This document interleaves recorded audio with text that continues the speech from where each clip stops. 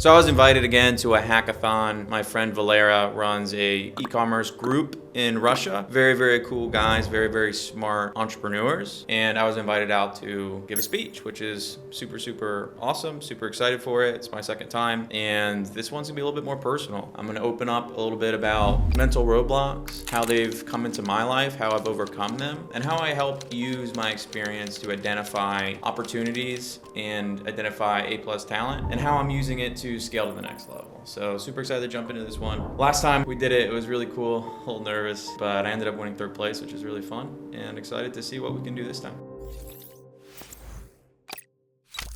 Everyone, I appreciate you taking the time to allow me to share my story today. My name is Hunter. I'm the founder of GigaBrain. We're an Amazon agency that currently manages around 20 active brands currently. Throughout my journey, one of the largest things that I've run into through either my team or myself is mental roadblocks. I wanted to really make a purposeful presentation to help each other push yourself past the point of mental obstacles and remind yourselves that you're more capable than you think. A+ talent is what really moves the ball forward, right? Either our team or ourselves, that the nominal difference between a B and A is significant, and being able to identify and enable and empower people to reach A+ is really how you move businesses forward. And identifying verbiage is something that is really, really important.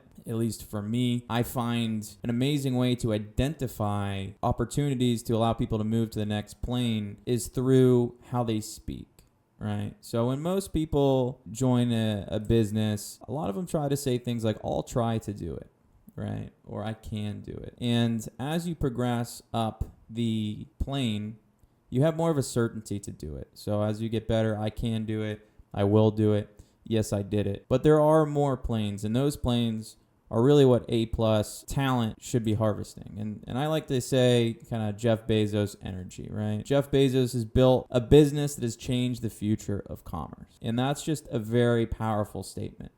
And if we can harness that and say, yes, I did it and I built a business that's changed the future of commerce, the energy comes off differently and your execution in return will also change. And one of my absolute favorite, that sounds a little bit nerdy to say, but one of my favorite things to read is one of Jeff Bezos' original hiring letters. And this letter is really powerful. He's looking for someone to join his team early on. He says, you must have experience designing and building large and complex systems, which obviously is important, but he says something really, really powerful after. He says, you should be able to do it in about 1/3 the time that most competent people think possible. And those words are incredibly powerful. You should be able to do so in 1/3 the time that most competent people think is possible. And it goes to show how powerful that thought process is from within, right?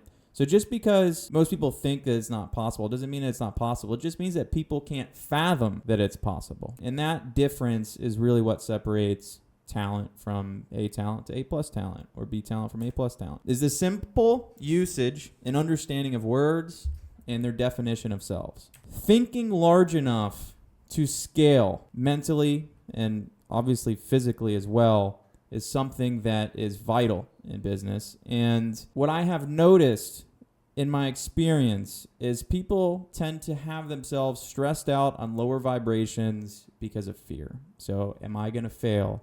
Am I able to do this?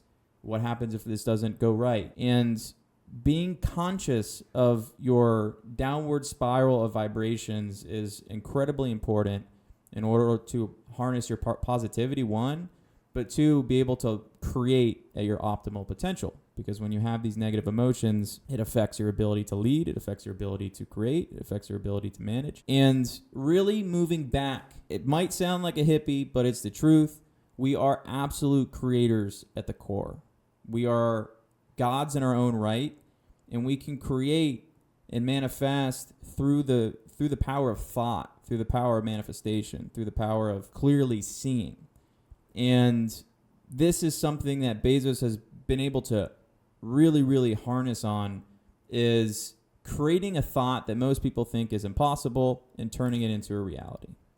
And in order to do that, you need to be very, very conscious of power, the power dynamic, and how your energy transfers work, even through business and negotiation, even through how you manage and communicate to your team. For instance, this is a powerful image which shows just a casual conversation, but in the backdrop, you can see the energy is being transferred into a fear state.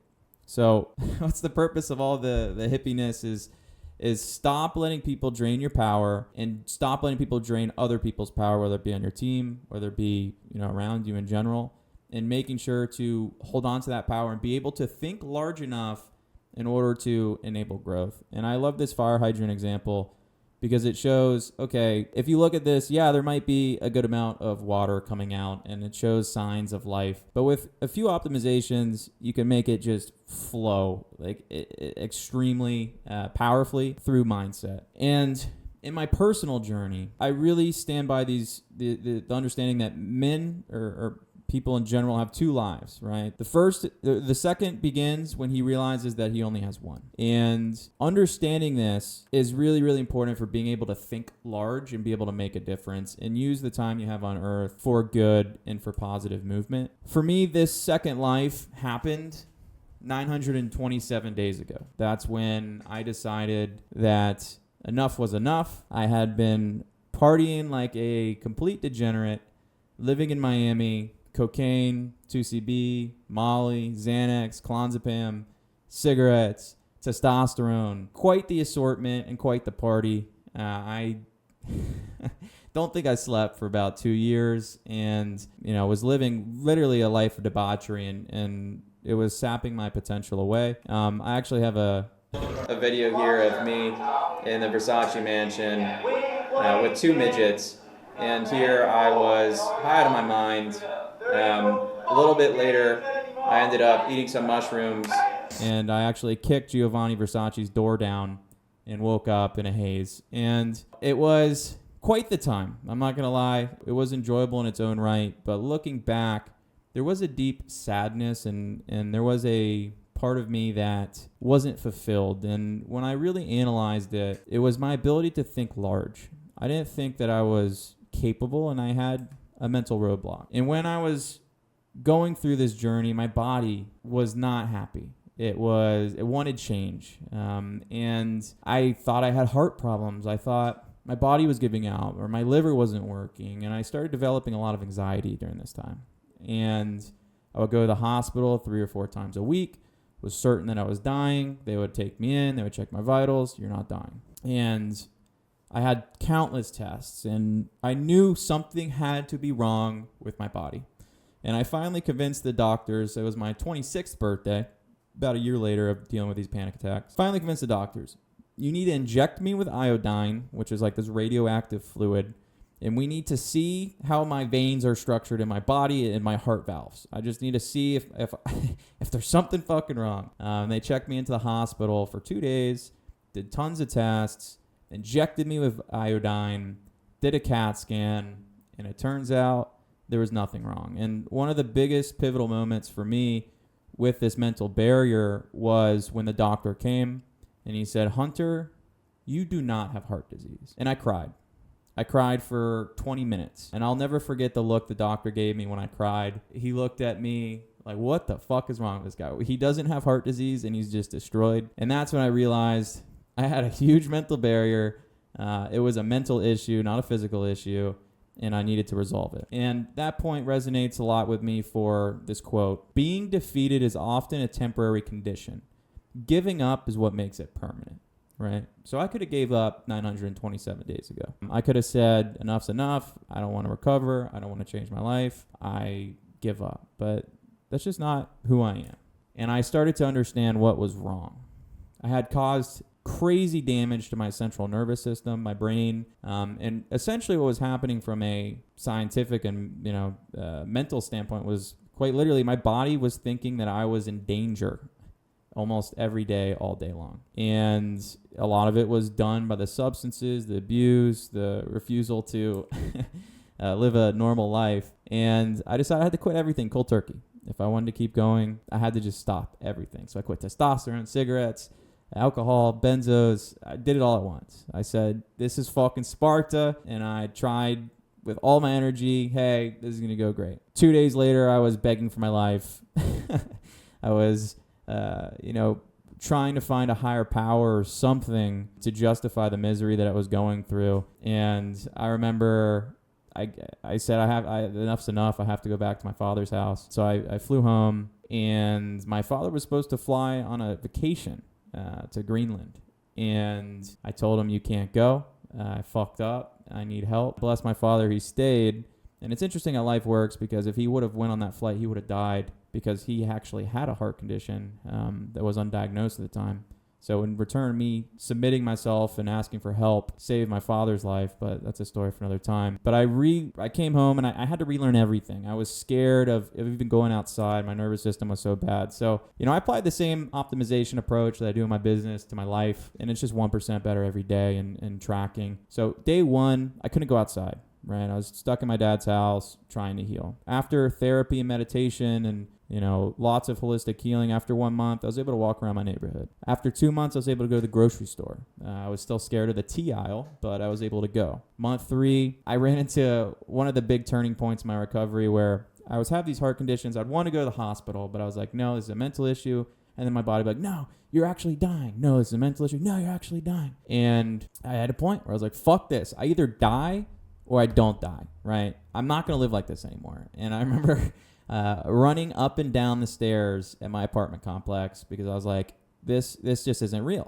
I'm either going to die or I'm not going to die. My heart is not going to be able to run up and down the stairs 20 times if I'm actually dying. And I did that. I didn't die. Month 4, I started meditating over an hour a day, really trying to understand and decipher my brain patterns. Around month 5, my hormones were somewhat balanced and my depression somewhat faded.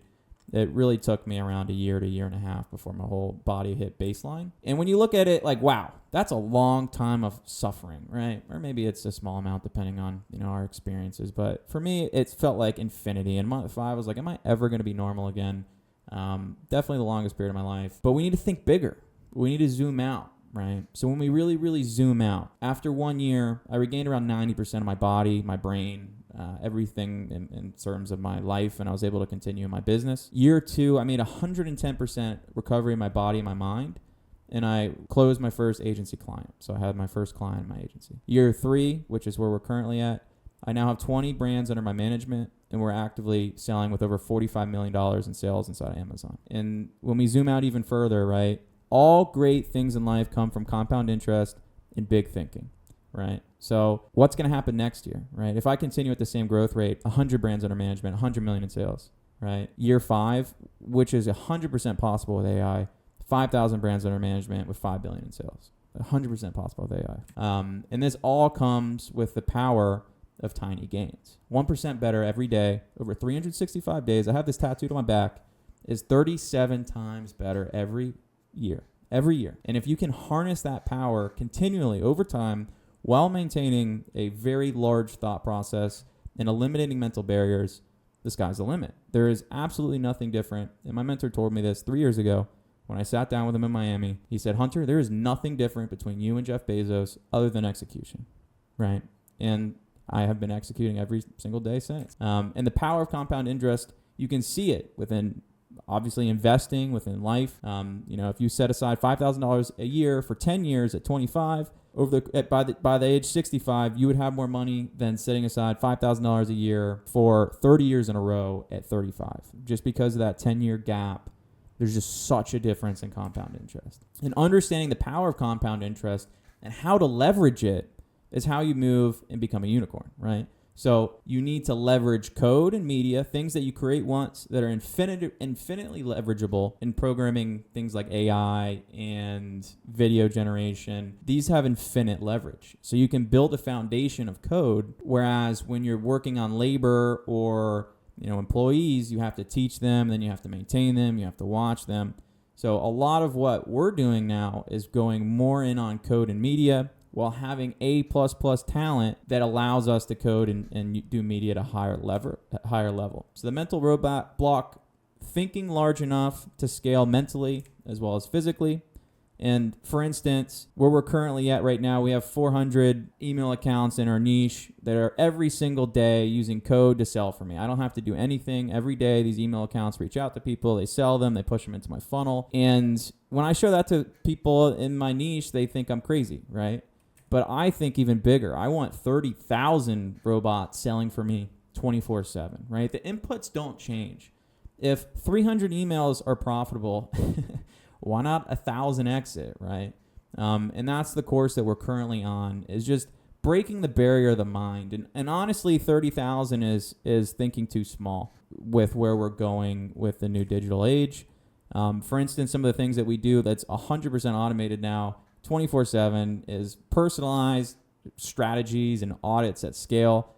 So these ones, we A to Z customize a very intricate strategy based on data points and signals for every single brand at once.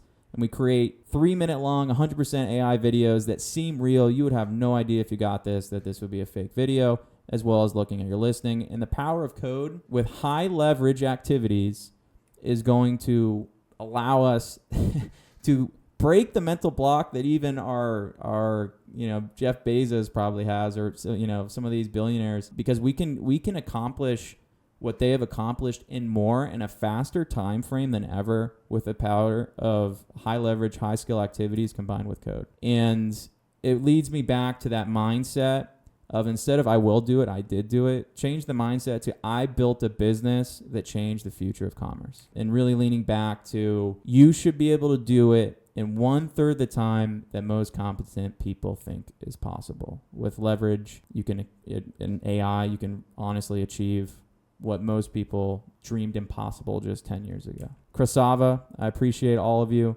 Thank you for letting me share my story and open up to any questions. And if anyone wants to follow me or become friends, follow me on Instagram or LinkedIn, Krasava, would love to connect and be friends. Hunter, what kind of turnover you'll have like in 5 years from now? What kind of what? What kind of what? Turnover, like revenue or something. In 5 years, where do I think the revenue will be?